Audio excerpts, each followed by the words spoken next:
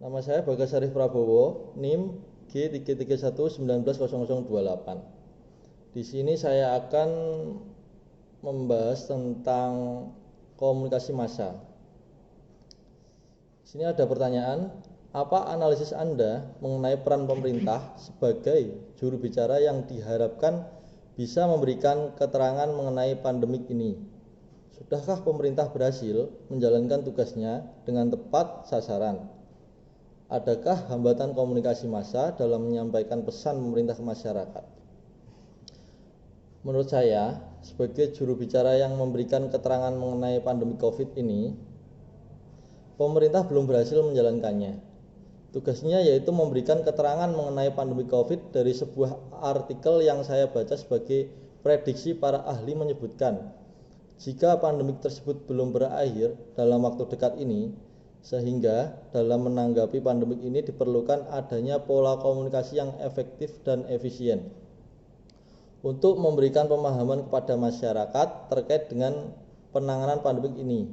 Masih banyak masyarakat terutama di sekitar saya yang belum paham betul bagaimana virus corona atau COVID ini menular, bagaimana cara mencegahnya, apa ciri-ciri jika terkena COVID-19. Tentu akan banyak sekali hambatan komunikasi massa dalam menyampaikan pesan pemerintah kepada masyarakat. Hambatan yang timbul dari pengirim pesan, jika seseorang mengirim pesan tidak menyampaikan bentuk emosional sesungguhnya dengan apa yang disampaikan melalui media, akan memunculkan perbedaan nilai pesan yang dikirimkan melalui media tersebut. Hal ini seringkali terjadi jika informasi yang diberikan melalui media seringkali berbeda. Maksud dari ucapan seseorang menimbulkan interpretasi yang berbeda. Contohnya menurut pandangan mereka itu berbeda. Jika pandangan saya terhadap COVID itu istilahnya berbahaya, tapi orang itu menilai istilahnya sepele. Apa sih COVID itu?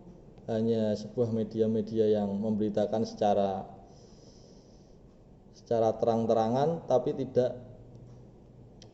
istilahnya tidak bisa tidak bisa diterima oleh masyarakat secara baik.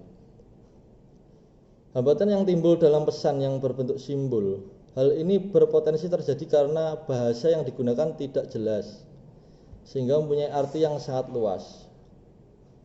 Hambatan pengguna media merupakan hambatan yang terjadi dalam penggunaan media komunikasi itu sendiri.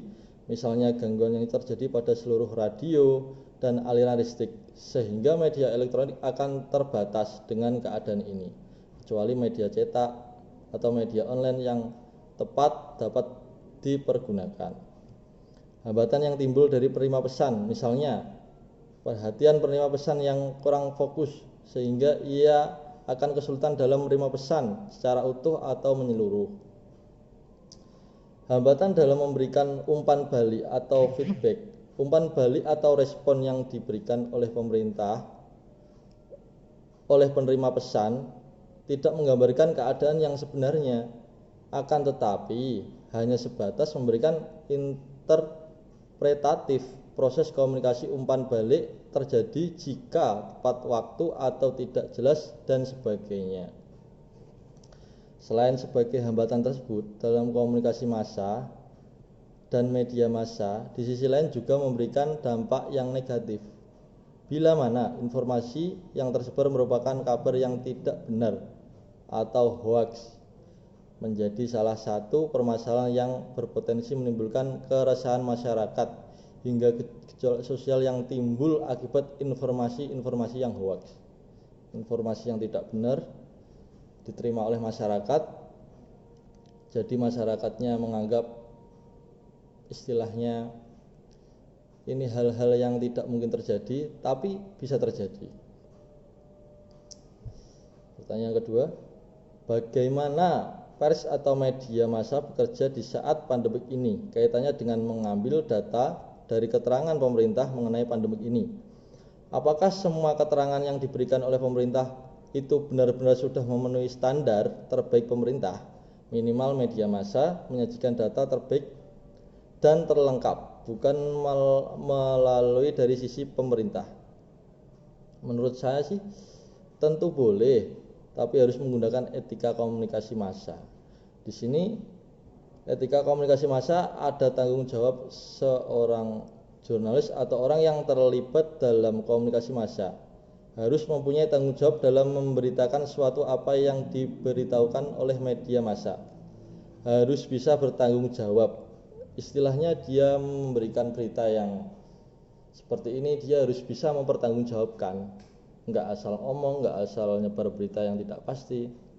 Itu harus dipertanggungjawabkan. Yang ketiga, sepanjang pandemik ini, apakah pemerintah juga menetapkan etika komunikasi di mana di dalamnya terdapat empati? Pemerintah sebenarnya sudah menerapkan etika komunikasi massa. Contohnya dalam etika komunikasi massa ada tanggung jawab. Di sini pemerintah harus bertanggung jawab kepada masyarakat setelah pemberian penerapan karantina yang harus dilakukan guna memotong rantai penyebaran pandemi COVID-19. Pemerintah bertanggung jawab dan pemerintah sangat mengupayakan semaksimal mungkin, terutama melindungi kesehatan masyarakat dari penyakit yang berpotensi menimbulkan kedaruratan kesehatan masyarakat melalui penyelenggaraan karantina kesehatan. Pemerintah juga bertanggung jawab terhadap ketersediaan sumber daya makan yang diperlukan. APBN, APBD, dan masyarakat menyelenggarakan karantina kesehatan bersumber dari APBN, APBD. Istilahnya saling berkaitan. APBN dan APBD itu saling berkaitan dengan masyarakat. Pemerintah pusat melakukan pembinaan terhadap semua kegiatan yang berkaitan dengan penyelenggaraan karantina kesehatan di wilayah dengan melibatkan pemerintah daerah. Yang keempat, bagaimana bentuk etika komunikasi massa yang dijalankan oleh media massa melalui pemberitaan sepanjang pandemik ini. Saat ini media massa memiliki peran yang lebih besar, terutama dalam menangkal kabar bohong atau hoax terkait pandemik virus corona atau COVID-19 yang terjadi. Kaitannya dengan informasi-informasi yang bersifat hoax itu akan luar biasa kencang sekali sejak pandemi ini melanda.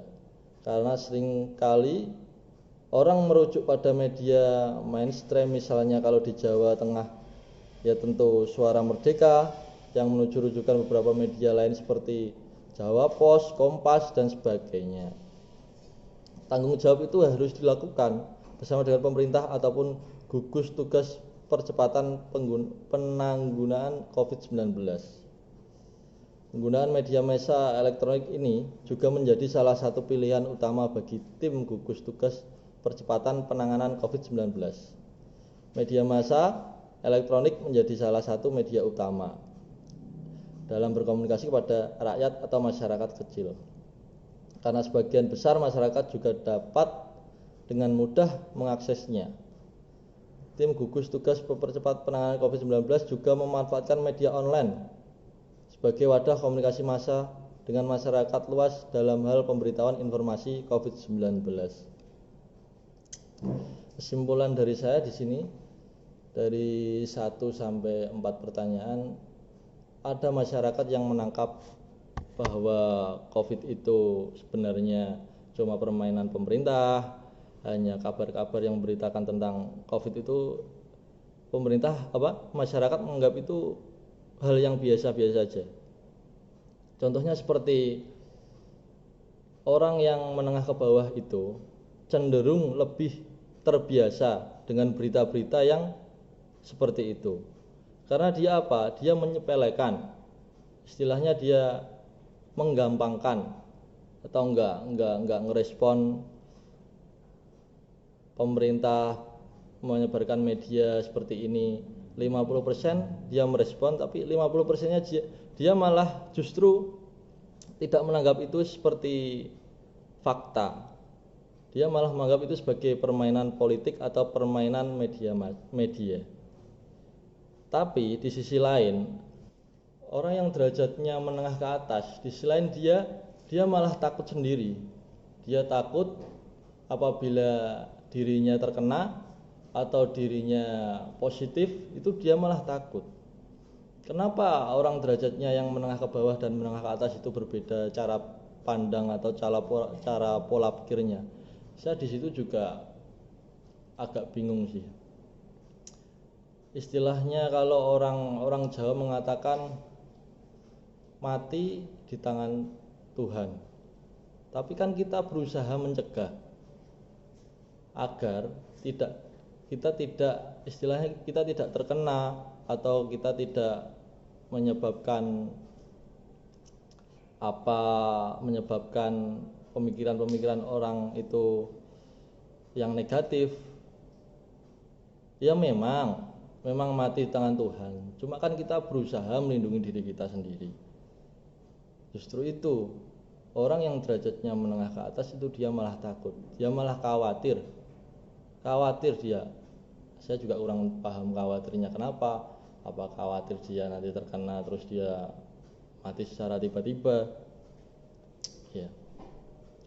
Ya pemerintah harus tegas dalam hal ini, harus terjun ke lapangan, harus bisa membina masyarakat menengah ke bawah dan menengah ke atas.